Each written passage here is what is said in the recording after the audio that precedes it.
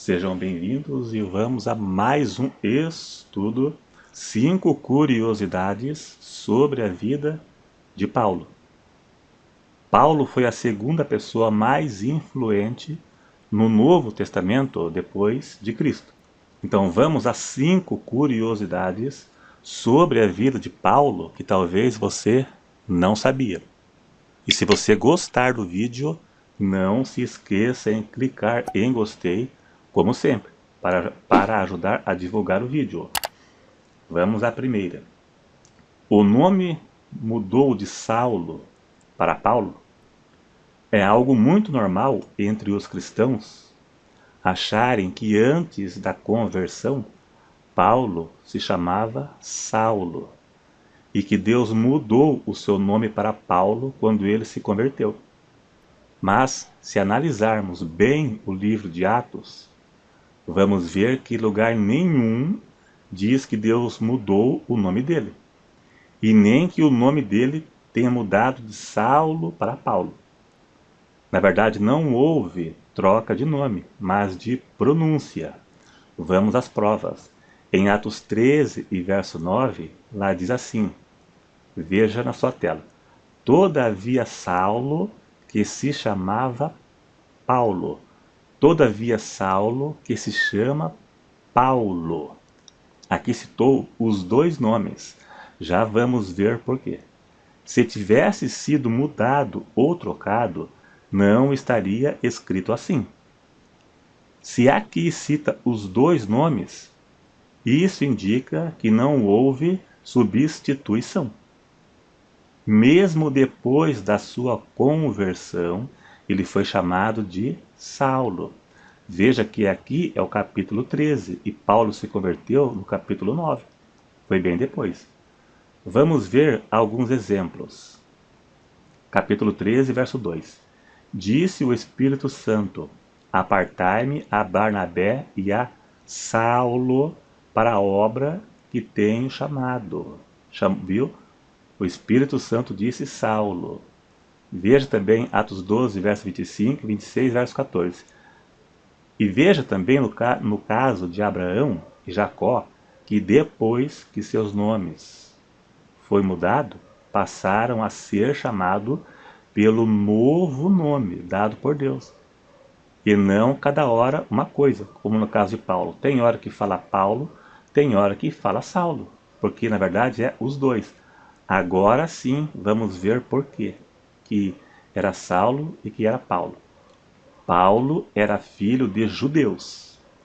Era judeu de nascimento com cidadania romana. A origem do seu nome, Saulo, é em hebraico, que vem de Saul, que passa a ser Saulo na literatura grega. Então, resumindo, em hebraico, Saul, em grego, Saulo, e Paulo em latim. Veja no Velho Testamento, quando Deus mudava o nome de uma pessoa, ele mesmo dizia o novo nome. E isso aconteceu com Abraão, com Jacó. Se fosse necessário mudar o nome de Saulo para Paulo, quem sabe se o próprio Jesus teria feito isso no caminho de Damasco. E isso teria ficado claro no livro de Atos, da mesma forma que ficou claro no caso de Abraão e Jacó. Não foi mais chamado no seu nome anterior.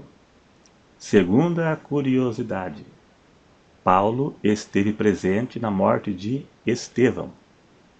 Quando Estevão, o primeiro mártir do cristianismo, foi apedrejado, Saulo estava presente. Não diz que ele participou do apedrejamento, mas estava lá. Atos 7, verso 58. E expulsando-o da cidade, se referindo a Estevão, o apedrejaram.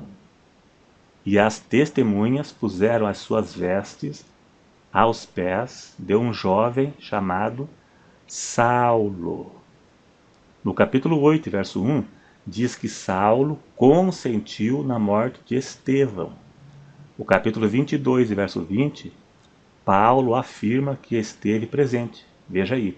E quando o sangue de Estevão tua testemunha se derramava, também eu estava presente. Veja aqui ele confessando que estava presente. E consentia na sua morte, consentiu. E guardava as vestes dos que o matavam. Então, ainda que Paulo não participou, ele consentiu e estava lá de qualquer forma. Agora, a terceira curiosidade, Paulo era fariseu. Fariseu era a mais conhecida seita judaica na Bíblia. Né? Tinha os fariseus, os essênios, os zelotes e os saduceus. Os fariseus era a mais famosa que tinha, né, na Bíblia. Né? A seita judaica que perseguiu Cristo até a morte. E Paulo era dessa seita e perseguidor dos cristãos. Veja em Atos 8, verso 3, lá diz que Saulo assolava a igreja, entrando pelas casas e arrastando homens e mulheres, e os encerrava na prisão. Ele era um fariseu.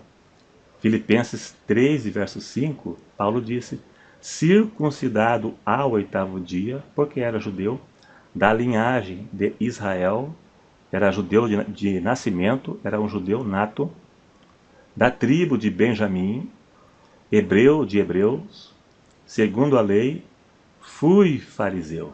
Fariseu, segundo o zelo da tradição de seus pais, como dizem Gálatas capítulo 1, fariseus, por tradição, perseguidor da igreja, segundo a justiça que há na lei, irrepreensível. Ele era irrepreensível, ele era mau, completamente mau.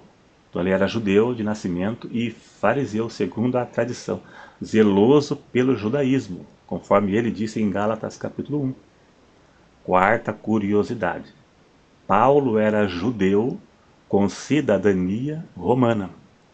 Isso confunde a mente de muita gente. Paulo diz que era judeu, mas também diz que era romano.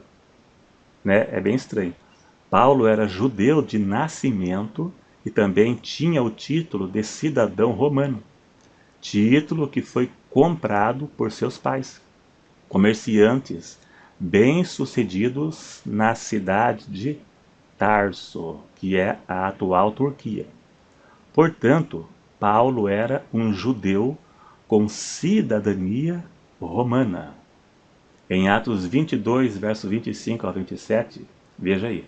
E quando o estavam atando com correias, Paulo estava preso e eles iam açoitá-lo. Disse Paulo ao centurião que ali estava: é vós lícito açoitar um romano, sem ser condenado?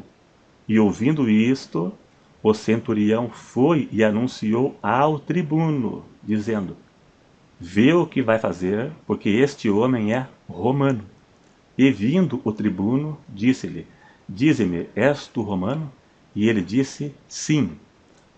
Paulo tinha cidadania romana, mas não era romano de nascimento. Ele era um judeu de nascimento, conforme eu acabei de ler agora há pouco.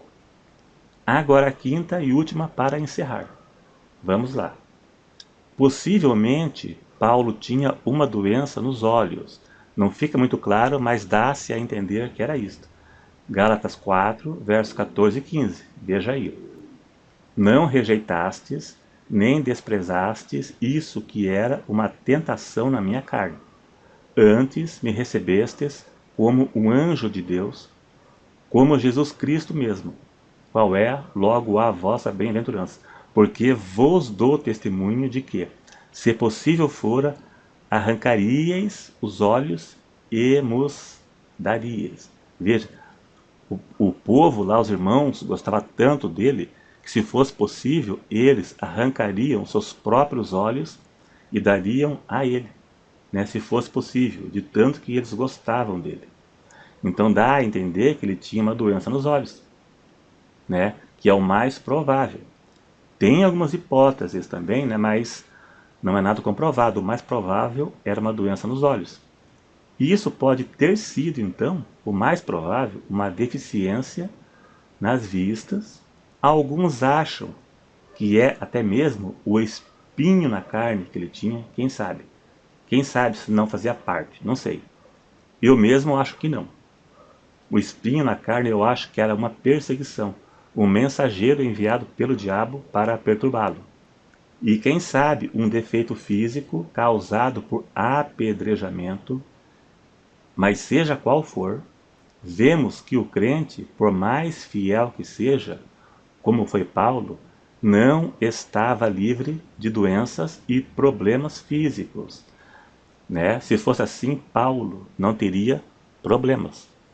Paulo foi um exemplo. Paulo mesmo disse: seja meus imitadores.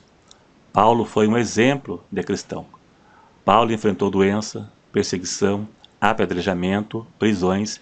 Se ele enfrentou isso, todos os cristãos estão sujeitos a doenças, problemas físicos, perseguições e até morte em alguns países por aí, né? Que não é o caso do Brasil, mas alguns países por aí pode até haver morte por ser cristão. O crente não está imune a nada disso. Pelo contrário, ele está sujeito a todas as coisas. Como diz a Bíblia, todas as coisas se sucedem aos bons e aos maus. Paulo foi um exemplo disso. E o exemplo que ele perseverou até a morte. Paulo disse: combati o bom combate, terminei a carreira e guardei a fé. Foi até o fim. É isso aí. Se você gostou, para ajudar, dá um clique em gostei, que vai ajudar muito. E se não for inscrito, se inscreva para que você não perca nenhum vídeo quando eu postar. E se você não for notificado, eu posto pelo menos 3 ou 4 vídeos por semana. Então obrigado mais uma vez e até o próximo.